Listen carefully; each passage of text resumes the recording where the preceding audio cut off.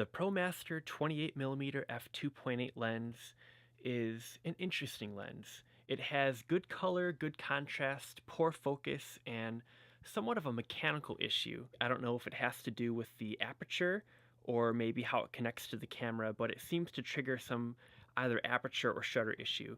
Now here it is from the front, and moving on to the sides, we have it from the sides. Now, just for the curious out there, I have the 24mm f2.8 from 1971 from the sides now, and also the 35mm f2.8 from 1965. These two other lenses are Nikon Nikkor lenses, as opposed to the third-party lens, this 28mm f2.8. Now, personally, I would prefer the 24mm for cinema because it's nice and wide and it's not too cartoony. It's not too wide. It's very sharp, wonderful colors on this lens. And the 35mm, I'd prefer a 50mm because that's how the human eye sees for street photography. So the 28, where does that leave this lens? Now, I don't know. I'm trying to figure it out. Now, I'd have an easier time figuring it out if I didn't have to suffer through this mechanical issue. You'll see it shortly. In fact, let's start the review. Hello, my name is Ryan Ellis, and this is a lens review of the Promaster 28mm f2.8 lens on the Nikon mount between circa 1981 and 1985. This was in Detroit, my Detroit street session number 132 and a half. That's because it was the middle of the week. My friend Roy R. Rollins was my subject, and I have a Patreon account, patreon.com/cdetroitlikeIdo. Join my friend Mr. JM and support me. Every single shot was taken on this lens, again, the Promaster 28-28 lens. Now, I would not recommend this lens because of this right here. First of all, there's a mechanical issue I think it triggers with my camera's shutter where it obscures at least half or more of the screen. Second, there is a rubber lens hood that came with it that obscures the corners. It was worth nothing. This is really a cheap lens. Good color, good contrast, soft focus, and most of all, the mechanical issue. Now, you're asking yourself probably, if this comes up so quickly, why did you buy the lens? And all I can say is it was part of a lot. A guy was selling, a few pieces of camera gear at the same time. And I found the issue, and he's like, well, do you still want to buy it? And I said, yeah, sure, I'll take a stab at it. I'll see if I can fix it. And I did actually find that, actually, let me pause here and tell you about this first stop we made. One HUDSON place, or the HUDSON site. So the tallest building in the city of Detroit right now is the Renaissance Center. And that is not going to be for long because there used to be this wonderful, one of the first shopping malls in America. It was the Hudson's building, or it was Hudson's was the store. It was demolished when I was a kid and has kind of laid waste. It's Detroit. Has laid unused for the last 20, 30 years.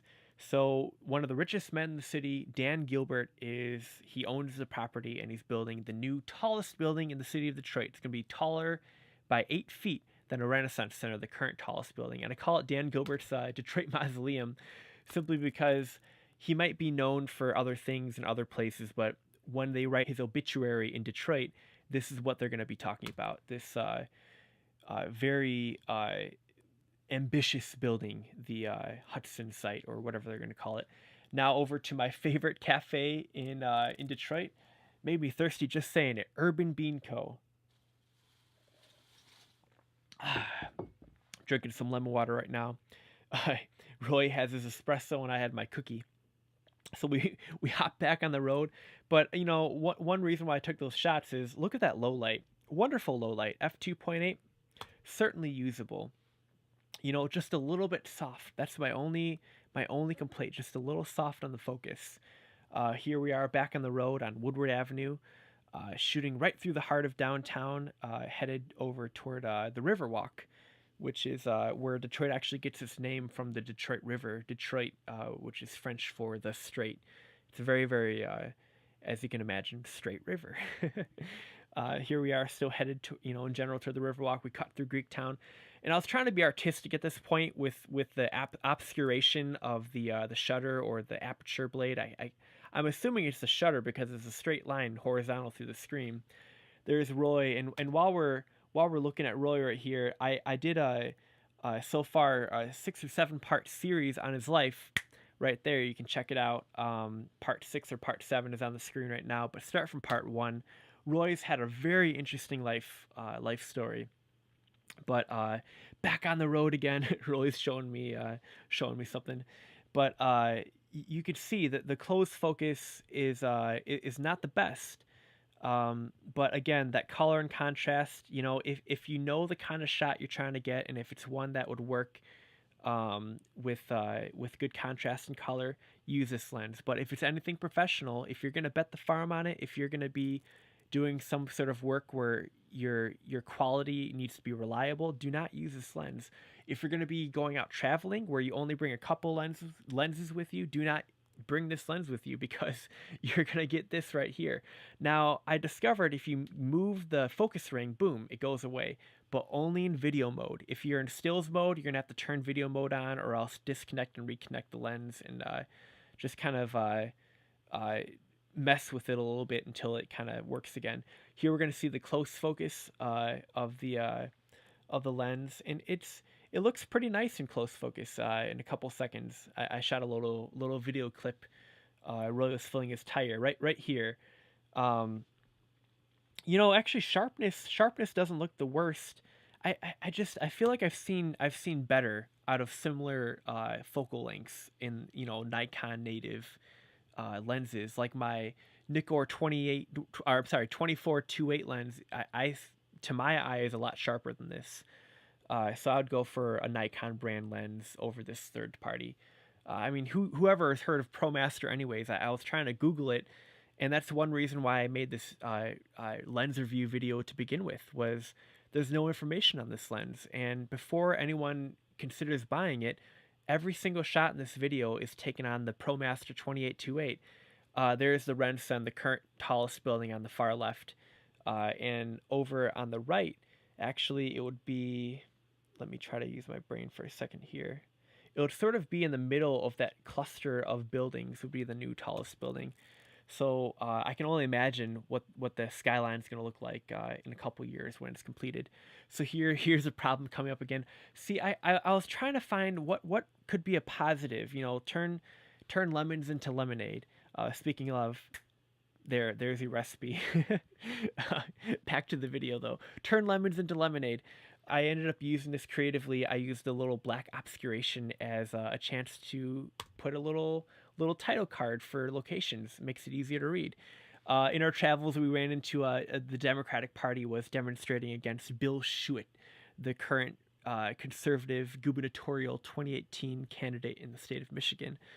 And I didn't even know they were trespassing or light trespassing, so we ended up getting kicked off. I just walked up and started talking to people because I wanted to see what this lens, what its different utilities might be. And for interviewing, it wasn't too bad, just as long as you make sure that that lens issue doesn't come up. But here we are taking the DeQuinder cut back toward the market. Roy's just regaling me with some stories from back in the day. As you saw earlier, someone went up and shook his hand. He always wears these very colorful, statement shirts with a political bent to them. People always get a kick out of them. So here we are headed back down the DeQuinder cut. This wonderful artwork on the left and the DeQuinder cut freight yard on the right. A place I've actually made a video at, right? Bam, there's another plug. I like this video. It was actually the source audio from it was from not far from there at DeVry's, Louis Resto's third floor studio at DeVry's. And this little moment here where Roy stopped, he was getting tired. It'd been a long day out biking. Inspired me to take some cool pictures. I liked how the arrows pointed and worked with the leading lines to draw your eye back and forth through the composition. And here we are going back through the underbelly, you might say, of Eastern Market. A lot of unsavory things happen in those abandoned buildings, you can only imagine. Home again, riggedy dig, to market, to buy a fat pig. Well, This is the end of the video. I hope you learned a thing or two about this lens. If you are on the fence about buying it, I hope you have made your decision now. My name is Ryan Ellis. Thank you for watching. Feel free to support me. Patreon.com/SeeDetroit like I do. Have a nice day.